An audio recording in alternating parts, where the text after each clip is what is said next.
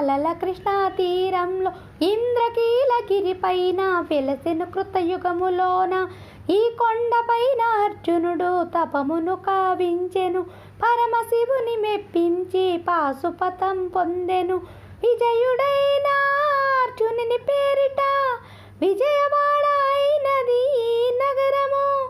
జగములన్నీయో జేజేలు పలుకగా కనకదుర్గకైనది స్థిర నివాసము. మెలిమి బంగారు ముద్ద పసుపు కలగలిపిన వెన్నెల మోము. కోటి కోటి ప్రభాతాల అరుణిమయే కుంకుమ.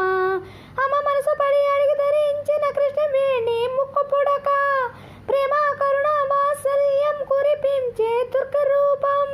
ముక్కుటి దేవతలందరికీ ఇది ఏ ముక్తిపీఠం. మహాకనక దుర్గా విజయ కనక దుర్గా